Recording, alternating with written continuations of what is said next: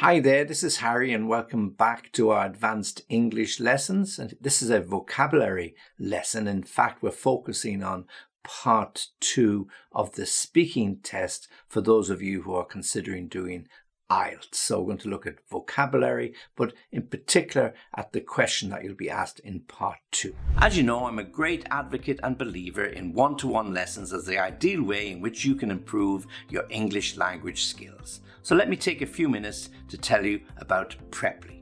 Preply is an online tutor platform. They have many native speakers in different languages, including Portuguese, French, German, Spanish, English, in fact over 50 languages. And with over 32,000 tutors, they have a whole range for you to select from, and you can use their filter to narrow down the search so that you can ensure that you get the tutor that best fits with your particular needs. Preply is available on desktop and mobile apps, and you can indeed use their filters to ensure that you get a time that fits in with your particular schedule. Self-learning a new language can be frustrating. It is difficult to stay committed without the guidance of an expert tutor and without someone to correct your mistakes and provide you with feedback. The key to success is commitment and learning from real expert tutors, and Preply offers just that and much, much more.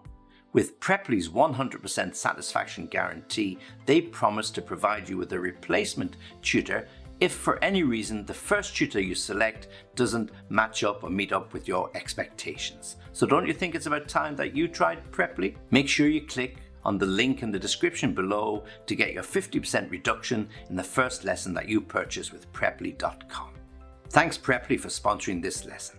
So just to remind you, when you take the IELTS test in part 2, you will get what they call a cue card. Sometimes it's called a task card, and written on that task card will be a particular topic. You don't get any chance, unfortunately, to change the topic, but there are some questions there and how you will approach it. So you get approximately 1 minute to read and prepare yourself, and then you have to speak for 2 to 3 minutes on the topic. And of course, then there will be some follow-up questions by the examiner. Okay, so what we're going to look at here is a typical example of one of those type of cue card questions or task card questions. So I'm going to give you an idea of a topic that I would talk about. Then I'm going to give you some words that I've selected from that particular topic, just to give you a flavor and understanding as to what they mean and how to use them. Okay, so let's get cracking. So as I said, it's a vocabulary lesson and it's in relation to part 2 of the IELTS exam. So this is my particular question that I was selecting, okay? And it's about an occasion where you have to describe an occasion when the weather prevented you from doing something, okay? So this is what appeared on the task card. Describe an occasion when the weather prevented you from doing something. And the follow-up questions that they ask you to look at and to consider when you're thinking about this is, when was it? Why did it prevent your activity? What did you do? And then explain how you felt. So you've got to cover those 4 particular points in your answer. As I said, you get 1 minute to prepare, and then you're expected to talk for 2 or 3 minutes. Okay, so here's my particular situation. A few years ago, I decided to take my young family camping. I'd always wanted to do it, and they were excited about spending a few nights under the stars. We all had our hearts set on it. Little did we know that it was never going to happen.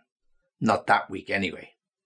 The bags were packed, the tent rented from an outdoor activity centre, and the food provisions bought and neatly packed in our backpacks. We looked like real adventurers. At the very last minute, when everything was packed and ready, we decided to check the weather forecast just out of curiosity. To our shock and horror, the forecast was simply awful. The report advised people not to travel that weekend as an adverse weather front was fast approaching. We knew then our plans were in imminent danger. A menacing storm forced the whole week to be cancelled and postponed until a later date. Our decision to call it off turned out to be a smart move. The very next day, we awoke to huge thunderstorms and heavy downpours of rain. The news was even more shocking. Overnight, all flights had been grounded.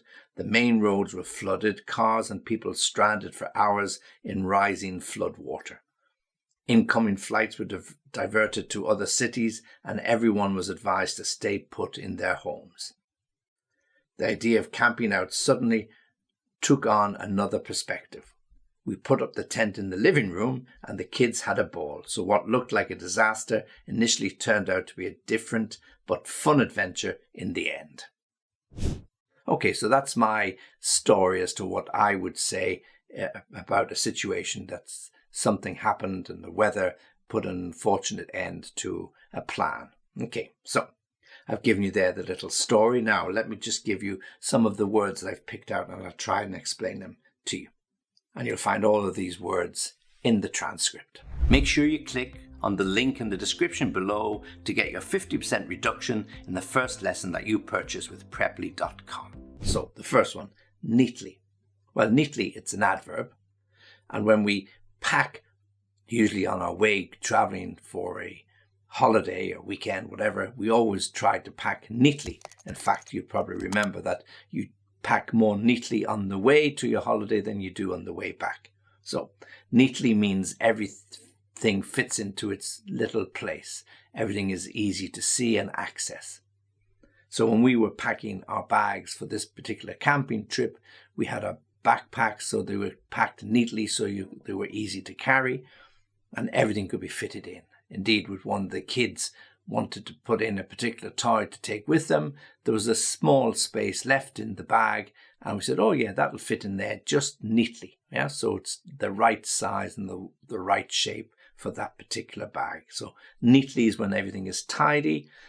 So we can use neatly to pack our bags neatly, or if one of the children offers to help you with the garden or the garage or the shed, well, make sure you put everything back neatly. Okay, so if they're pulling out books from the library or pulling out books on the bookshelves or pulling out games in the storage room, you say, okay, you can play with those, but make sure you put them back neatly so that everything is in its place. I don't want to open the cupboard and everything fall on top of me. Yeah, so make sure you put it back neatly. Next, out of curiosity. Well, when we use this expression out of curiosity, it means we are curious to find out something.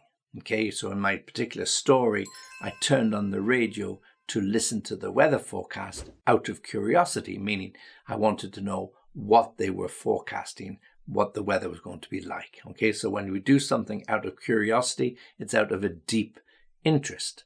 When you pass by an empty shop, you might look in the window just out of curiosity to see what's going to happen to the shop.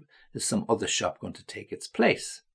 Or if you see an advertisement for a new apartment development in your area, you might just click onto the website to look at the apartments, what they're selling for, how big they are, what the interior looks like, just out of curiosity. You may not be interested in buying them, but you have a curiosity, an interest as to what's happening. To our shock and horror. So these words are often used together. To our shock and horror means when we get a nasty or bad surprise. So when we tuned into the radio to listen to the weather forecast, to our shock and horror, we got a really bad surprise. Yes. So when we open the envelope, to our shock and horror, and find that all the money has gone. Okay. Or we're driving along the country road and we get a burst tire, and to our shock and horror we realize that we don't have a spare tire, so we have to try and phone for somebody to come and help us. So shock and horror are two words that we use together to describe a bad situation. To my shock and horror, I discovered that the weather forecast was going to be terrible. To my shock and horror, I realized that I had forgotten to order the Christmas turkey. Okay, so all of these situations where something bad could happen or did happen, and we can use those words to describe our feelings, our shock and horror. Adverse weather. Well, something that's adverse is opposite to what you're expecting. So adverse weather conditions means bad weather conditions. So you're expecting blue skies, a little bit of wind, nice warm weather, but to your shock and horror, you were advised that there were adverse weather conditions approaching, where there's going to be strong winds, gale force winds, heavy downpours, tropical downpours, whatever way you would like to describe the bad situation. The weather was certainly not going to be very favorable. So adverse meaning against you, yeah? An adversary, somebody who's against you in a competition. So adverse weather conditions, really bad conditions that were going to spoil your fun, as they did spoil our fun on our planned camping trip. Imminent danger. Well, when something is in, or somebody is in imminent danger, it means immediate. Yeah. So you have to be really, really careful. There's an imminent danger of a very heavy storm. If you continue to travel along that road and there are flood warnings, then you could be in imminent danger, meaning immediate danger. So it's not something that's going to happen over a long period of time. It's going to happen immediately. So you have to be really, really careful. So when they give out these warnings and they have a yellow or orange or red warning for the weather forecast, the red warning is that you're going to be in imminent danger, meaning something's likely to happen or is about to happen very, very quickly. Imminent meaning immediate. And if you like this particular lesson, then please like the video. And if you can, please subscribe to the channel, because it really, really helps. A menacing storm. Well, a menacing anything is something that is going to threaten you, like a menacing dog, that when you walk along the street and the dog is there, gnarling its teeth at you and growling and looking ready to lunge and bite you, well, then this would be a menacing dog. So a menacing storm is a storm that's really going to threaten you. It's not just a blow over in 5 minutes. It's a storm that's going to last for some considerable time. And it's going to be strong winds, thunder and lightning, heavy downpour, risk of flooding. All of these aspects will come together to create a menacing storm, a storm that's likely to threaten you and the people with whom you are traveling. To call something off. When we call something off, we cancel or postpone. Usually when it's called off, it means completely postponed. So the football match was called off because the pitch was covered in snow and ice from the fall of snow over the last few days. So they called it off because they couldn't clear the snow or the ice from the pitch, and therefore no game could be played. When the rains come and they're very heavy and the roads are flooded, or there's a risk of flooding to the roads, we had to call off the planned camping trip. So it was called off at the last minute.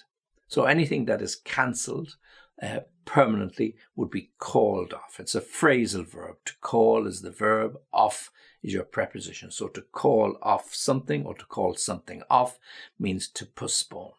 The wedding was called off when the bride or the groom got cold feet, meaning they didn't want to go ahead with the wedding, so they called it off. A heavy downpour. Well, a downpour is when the heavens open and all the rain comes down with a very, very sudden fall. Okay, yes, 1 minute you're standing there, 2 minutes later, you're really completely wet from a heavy downpour of rain. So a very thunderous shower. Could be like a tropical storm where it passes within a few minutes, but in that few minutes, a lot of rain falls and you get very, very wet if you happen to be underneath that. So a heavy downpour is a very heavy rainfall. To be grounded. Well, when planes cannot take off and the announcement from the airport is that no planes will fly tonight, then all of the planes from all airlines have been grounded. They are forced to stay on the ground and cannot leave the airport because of the fear of heavy rain, strong winds, thunder and lightning. All conditions coming together will make it impossible for flying, and there's a great risk to the passengers. So the planes are grounded for that period, whether it's for a few hours or even until the next day. So all planes have been grounded. We'll also use grounded when we're talking about a punishment for children who have misbehaved. So the parents might say, you're grounded, which means you cannot go and meet your friends, you can't go to your club, you can't play football, you can't do anything.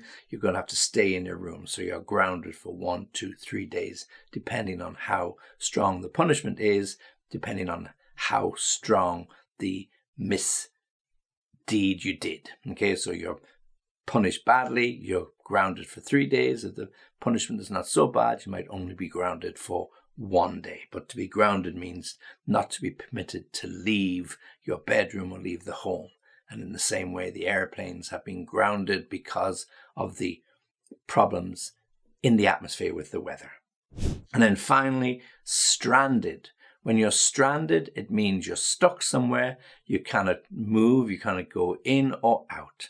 So if we're driving along the road and we've haven't listened to the warnings, or we're not aware of the warnings, and we suddenly see lots of water ahead and our car is stuck, we are stranded in the car. We can't go forward and we can't go back. So what do? We sit there waiting and hoping that the water levels won't rise any further. And you often see pictures on the TV where cars have been, and people have been stranded. They're sitting actually on the roof of the car. Now, if they're fortunate enough to be on a little bit of high ground, they can still be stranded, but they're not going to be in any immediate danger. But the problem is they cannot leave that piece of high ground, because to do so would be dangerous and they're not able to go down. So they have to stay there and hopefully be rescued. And again, when we watch some scenes from devastation across the world, where there have been heavy storms and rivers have broken their banks, then you find a lot of people stranded or animals stranded. So people in remote areas, they seek higher ground and wait to be rescued because they have been stranded or cut off because of the rising floodwaters or the heavy rainwater that has caused the river to burst its banks. Okay, so that's stranded. So let me give them to you again. Neatly, out of curiosity, to our shock and horror, adverse weather, imminent danger, in imminent danger, menacing storm, a menacing storm, to call something off or call off something, a heavy downpour, to be grounded, and then finally stranded.